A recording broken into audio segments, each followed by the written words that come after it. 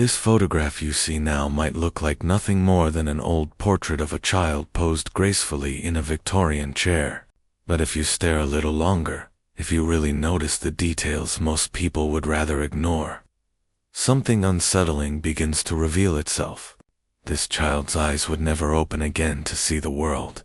What you're looking at is not a regular 19th century family photo.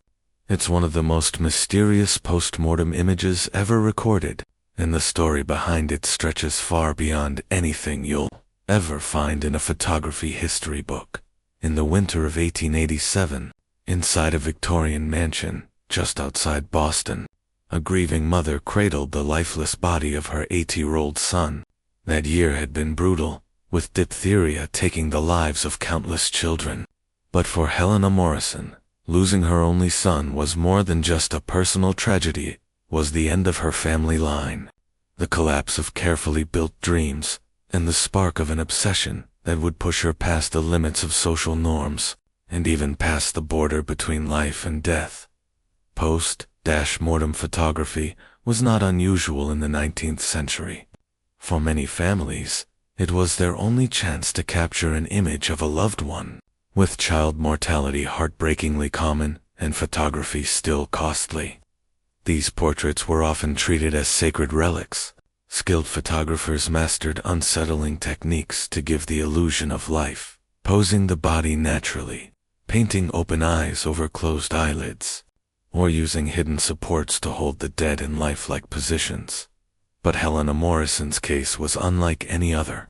The photograph that came from her obsession would become one of the most puzzling mysteries in Victorian photography, sparking decades of speculation and unease for anyone who studied it closely. Helena herself was far from ordinary. Widowed for 3 years, she devoted her life to raising her son, James. Her husband had left her a fortune from his spice trade business with the Orient, and Helena's education set her apart. She had studied medicine and anatomy in Paris, an unusual achievement for a woman of her time. This made her suspect in Boston's conservative society, but it also gave her knowledge that would become central to what followed. When James fell ill in December 1887, Helena refused to rely on traditional medicine. She tried experimental treatments, imported drugs from Europe, and sought advice from leading doctors along the East Coast. But diphtheria was merciless.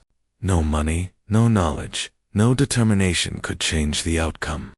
James died on a snowy January morning in 1888. Helena sat at his side, holding his small hand, when she felt his last breath fade. At 9:15 a.m., the doctor pronounced him dead. What happened in the hours afterward would mark the beginning of one of the most disturbing stories in post-mortem photography. Helena refused to let anyone near the boy's body. She dismissed the doctors, sent away the servants, and even turned away the priest who had come to perform last rites. Locking herself in the room with James, she stayed there nearly 24 hours. Those outside assumed she was a broken mother consumed by grief. They could not imagine what was really happening inside that locked room. When Helena finally stepped out, her despair had been replaced by something colder, sharper, and almost clinical resolve. She had decided she would not accept an ordinary post-mortem photograph. She wanted something far more ambitious, something that would challenge death itself. Helena had studied anatomy and physiology in Paris, but she had also been exposed to darker knowledge. There, she had encountered physicians who experimented with preservation methods that blurred the line between science and the occult. She had learned techniques that could keep the appearance of life for unnaturally long periods, methods far beyond embalming. Her plan was clear.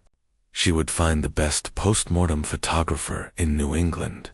But before that, she would use her own knowledge to preserve James in such a way that his likeness could be captured not just as a memory, but as an eternal portrait of life itself. The man she chose was Augustus Peton, a photographer famous for his extraordinary skill. His post-mortem portraits were so lifelike that families often swore their loved ones looked as if they were only sleeping, ready to wake at any moment.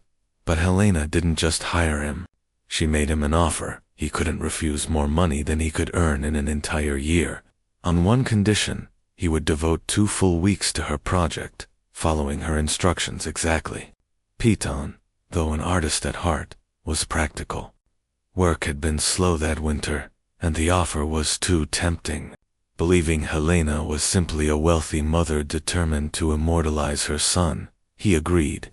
He had no idea what he was stepping into. When Piton arrived at the Morrison estate, he found James's bedroom transformed into something closer to a laboratory than a mourning chamber. Strange medical equipment filled the space. Glass bottles held unfamiliar chemicals, and surgical instruments suggested procedures far more complex than embalming. Helena explained she had already used special preservation techniques on her son. Knowledge she had gathered in Europe. She promised these methods would allow James to appear more convincingly alive than anything Piton had ever seen. But the photography process would have to follow precise instructions. She had carefully prepared. James was seated in an ornate chair, dressed in his finest suit, his hands arranged neatly on the chair's arms. At first glance, Piton was struck by the result. James looked peaceful, almost alive, his skin color remarkably natural. It was one of the most astonishing examples of preservation Piton had ever witnessed. But as he set up his equipment, unease crept over him. Something about the child seemed wrong.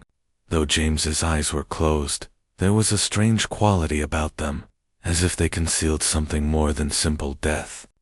The way the light fell on his features, the position of his hands, even the faint expression on his face, it all suggested something that defied logic. Helena oversaw every step of the session with near-obsessive precision. She dictated the camera's angle, the placement of the light, even the exact exposure time. Every part of the session was carried out with a precision that amazed Piton, though it slowly began to unsettle him.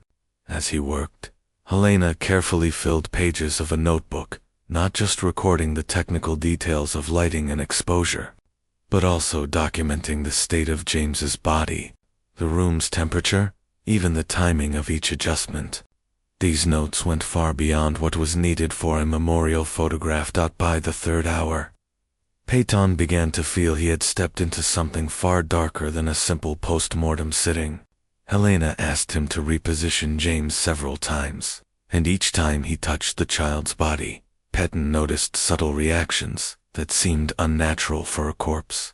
Small shifts in the skin, faint responses in the muscles, details that whispered of something profoundly wrong. When he pressed Helena about the preservation methods she had used, her answers were evasive. She admitted to combining traditional embalming with knowledge from her studies in France, but her burning gaze suggested there was much more she was not saying. Her intensity bordered on manic obsession. The session dragged on for 2 more hours, producing a series of technically flawless images. Piton knew they displayed his skill as an artist, but what unsettled him most was the strange quality he could not name. When viewed through his lens, James didn't appear as a lifeless child propped up for remembrance. He looked alive, only asleep. And beyond that, there was an eerie presence in the photographs, as if the boy's spirit were staring back through the camera, even with his eyes closed. When the final shot was taken, Piton felt nothing but a desperate urge to leave the mansion. Helena's intensity, the room's charged atmosphere, and James himself all filled him with a discomfort he couldn't shake. He promised to develop the plates in his studio and return them within a week. But it was in the darkroom that the true horror began. As the images took form, Piton realized they defied everything he understood about photography. First was their impossible clarity.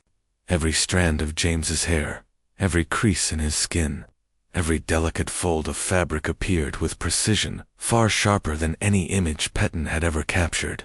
But more alarming were the details that had not been there during the session. In the main portrait, later known only as the boy, strange shadows appeared, faint reflections that hinted at unseen figures in the room, and James's expression had shifted. The peaceful, calm Piton remembered was gone. replaced by a subtle tension that suggested awareness. His face seemed almost conscious. Piton tried to explain it away as stress or tricks of the developing process. But when the final set of prints was complete, he could no longer deny that he had captured something beyond the reach of ordinary photography. In the central portrait, James sat tall in the ornate chair, hands resting neatly on the armrests.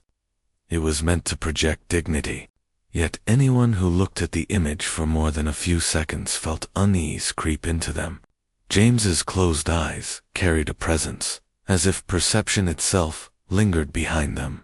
His hands appeared not stiff, but relaxed, and the light across his face created the disturbing illusion that at any moment, the boy would open his eyes and meet your gaze. When Piton returned the photographs to Helena, she pored over each print with obsessive concentration. There were no tears, no sobs of gratitude, just a scientist's cold satisfaction. She made more notes, dissecting the details of each image. When she reached the boy, for the first time Piton saw her smile. But it was not the smile of a grieving mother, comforted by memory. It was the satisfied smile of an experimenter whose work had succeeded exactly as intended. She paid Piton generously and dismissed him, warning him never to speak of the session. Relieved, he left without protest, determined to put the entire unsettling affair behind him. But fate would not allow him that peace. Only 3 days later, Piton received an unexpected visitor at his studio. The man introduced himself as Dr. Harrison Wickham, the county coroner. He began asking questions about the work Piton had done for Helena Morrison. At first, Piton assumed it was a routine inquiry into the child's death. But soon it became clear this was no ordinary investigation. Dr. Wickham explained he had received an anonymous complaint, one that accused Helena of engaging in disturbing, irregular practices with her son's body. The complaint lacked specifics, but it suggested she had crossed lines that required further inquiry. As part of his investigation, Wickham wanted to know everything Piton had seen or recorded. Piton tried to keep his answers safe, saying only that he had taken post-mortem photographs, a common and legal practice. But Wickham pressed him with unsettlingly precise questions about the state of the body, the preservation methods used, and the strange details Piton himself had been trying to forget. It was then that Dr. Wickham revealed something that chilled him. Helena Morrison, he said, had not simply embalmed her son. She had conducted illicit medical experiments, employing unrecognized chemicals and techniques that official medicine rejected as dangerous.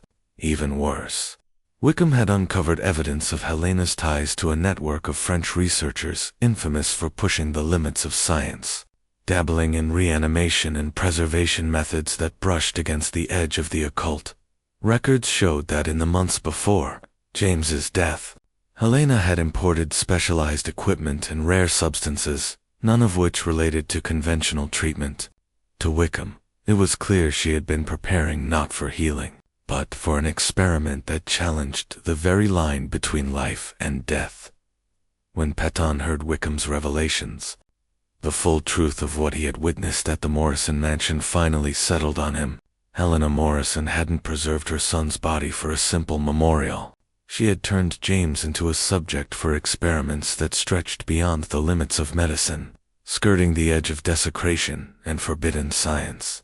The realization that he had, even unknowingly, played a role in such an act left him shaken.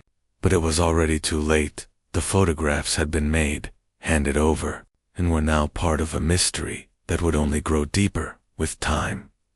Dr. Wickham pressed Piton for details, and Piton described everything: the strange state of James's body, the unorthodox methods Helena used, and the uncanny qualities of the photographs.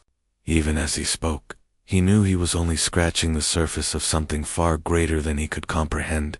For weeks, Wickham's investigation continued. He questioned Piton repeatedly, gathering notes and testimonies. But slowly, the inquiry began to lose its momentum. There was evidence of irregular practices, yes, but no clear violation of law. James's burial had been performed legally, and without undeniable proof, the case could go no further. Then came the most unsettling twist. Helena Morrison vanished. Within days of Wickham's first visit, she abandoned Boston without explanation. Lawyers were left in charge of the mansion, instructed to sell it immediately. She was simply gone, carrying with her the secrets of her experiments. The only evidence of that night remained in the photographs Piton had taken. At first he kept copies only as part of his professional record, but over time, he began to notice their strange effect on people. Clients who glimpsed them in his studio always lingered, drawn in by something they couldn't explain. They spoke of the remarkable clarity, but also of a quality that disturbed them. Some swore it felt as if James's eyes might open at any moment. Others confessed to vivid dreams, in which the boy appeared alive, present, and aware. A few even claimed that, after staring at the images too long, they felt as though some kind of silent communication had passed between them and the child's likeness. The reactions worried Petton. He stopped showing the photographs casually, but whispers about them spread through Boston's photographic circles. Before long, scholars and scientists began seeking him out, eager to see the images for themselves. Among them was Dr. Samuel Rutherford of Harvard University, a physician and researcher who studied neurological phenomena that defied conventional explanation. He had heard rumors of photographs that could trigger unusual psychological responses and wanted to investigate them firsthand. The moment Rutherford examined the images, his reaction was instant. He had seen countless corpses and hundreds of memorial photographs, yet nothing like this. James's preservation hinted at methods far ahead of the era's medical knowledge. More disturbing still, the photographs stirred physical changes within him. His heart raced. His vision shifted, and he felt, unmistakably, that something in the photographs was watching him. Intrigued, Rutherford asked Petton's permission to study the photographs systematically, using medical and psychological methods to uncover their secrets. Still haunted by the Morrison mansion, Petton agreed, hoping science might explain what he could not.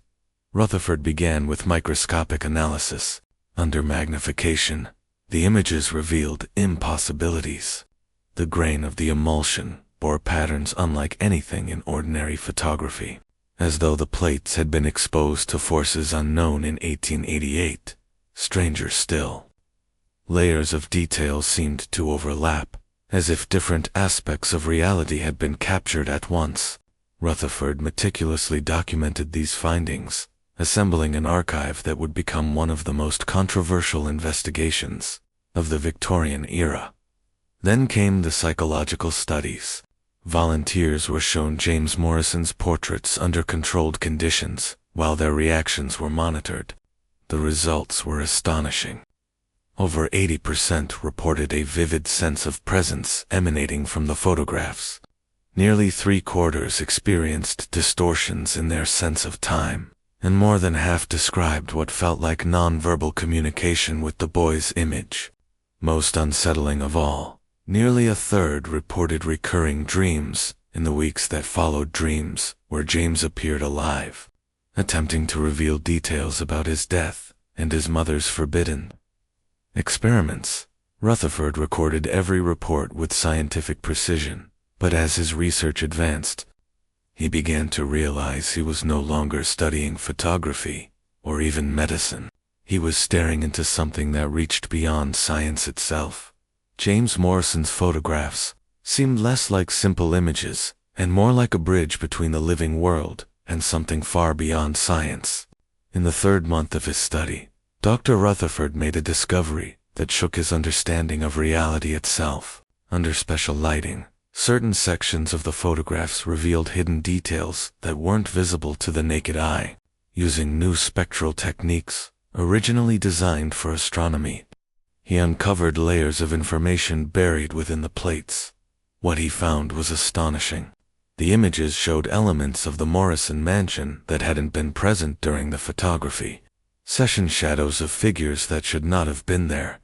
Even more extraordinary, Some layers seemed to record events from before James's death, as if the photographs had captured not just a single instant, but overlapping fragments of different points in time. This led Rutherford to a disturbing conclusion. Helena Morrison's experiments had not only preserved James's body, they had somehow created conditions where fragments of his consciousness lingered after death, and those fragments had been locked into the photographs themselves. If true, these were not simply portraits. They were proof of a kind of existence beyond the grave, sustained through methods no one in medicine had ever imagined. Desperate to learn more, Rutherford tried to trace Helena's whereabouts, but she had vanished completely. No record in Boston, no word from her contacts in France. The secrets of her methods had disappeared with her. All that remained were the photographs. Grim proof that something impossible had taken place. By the 4th month, Rutherford himself began to feel the cost of his work. Night after night, he dreamed of James not as a memory, but as a living, conscious presence. These dreams revealed details about James's childhood, things Rutherford could not have known through ordinary means. More troubling still, the dreams began to feel more real than his waking life, blurring the boundary between reality and something else entirely. Realizing he was putting his sanity at risk, Rutherford decided to end his research. But before he stepped away, he left behind a final report. His conclusion was clear. Helena Morrison had achieved the impossible. She had created conditions that allowed consciousness to survive death, and the photographs had captured that state forever.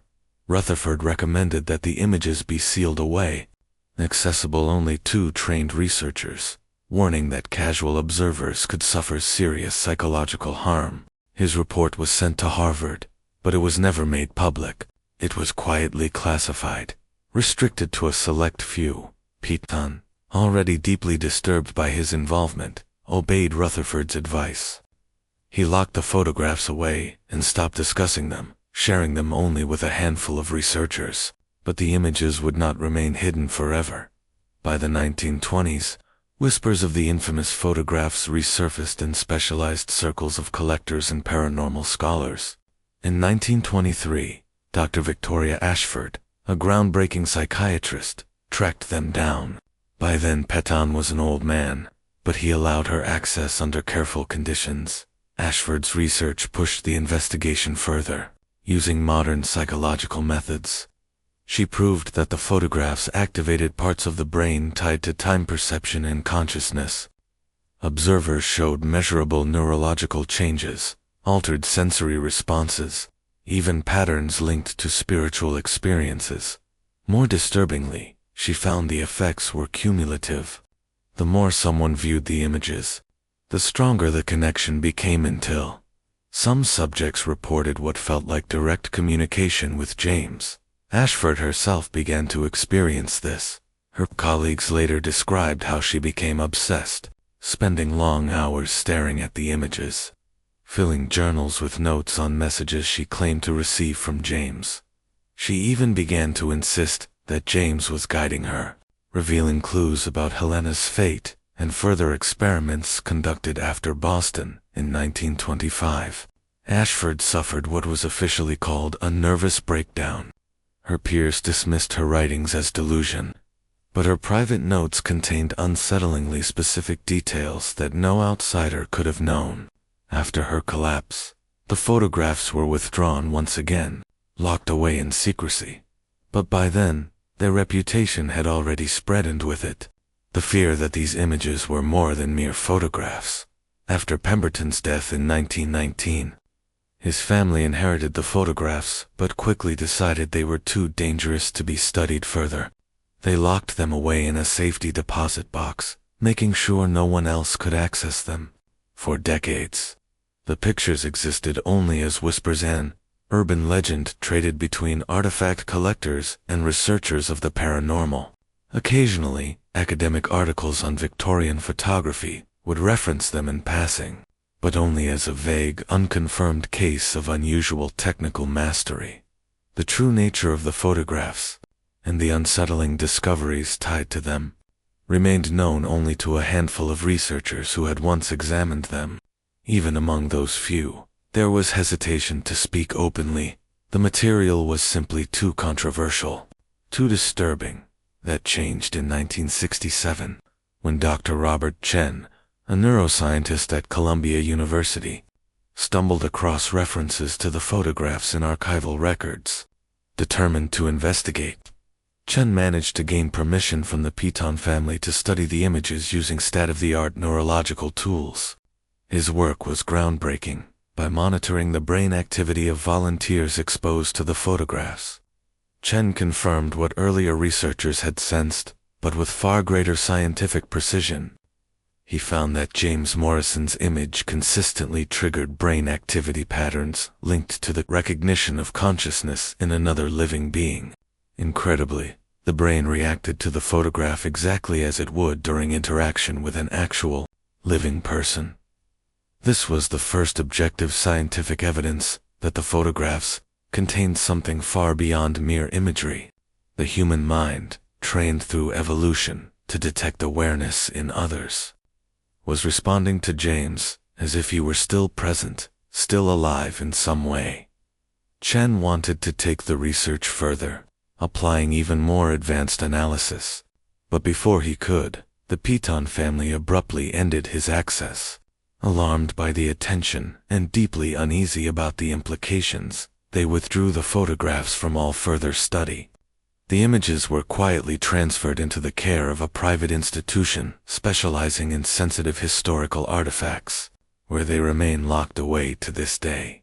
Only fragments of the research survivor Thurbert's classified notes, Ashford's obsessive records, and Chen's unpublished reports. Together, they outline one of the most haunting scientific mysteries in photographic history. Now, nearly 140 years since James Morrison first sat in that chair, his photographs are still shrouded in secrecy. The strange convergence that created the man, educated but desperate mother, experimental preservation techniques, and a photographer of exceptional skill will likely never occur again. But the implications of what they captured ripple through modern fields like neuroscience, consciousness research, and the study of life and death itself. If the conclusions of those researchers are even partly correct, then James Morrison's photographs are more than post-mortem keepsakes. They may represent proof that fragments of human awareness can persist beyond death under conditions that can, disturbingly, be engineered. The image you saw at the beginning of this documentary, a Victorian boy posed serenely in an ornate chair, carries within it decades of unanswered questions, scientific debate, and unshakable mystery. Perhaps James Morrison is not just a memory of a grieving family, but evidence that the line between life and death is far thinner than we ever believed. And if Helena Morrison truly succeeded in what many suspect she did, then the implications are staggering. She may have opened a window into realms of existence humanity was never meant to touch. Silent, yet unnerving, the photograph endures as a relic of the unknown. James Morrison continues to stare back through time, carrying secrets that challenge our most basic understanding of what it means to be alive or dead. If this story fascinated you, if you want to continue exploring where history, science, and the unexplainable collide, make sure to subscribe. There are many more shadows to investigate, and each discovery brings us closer to truths that could forever change the way we see reality itself.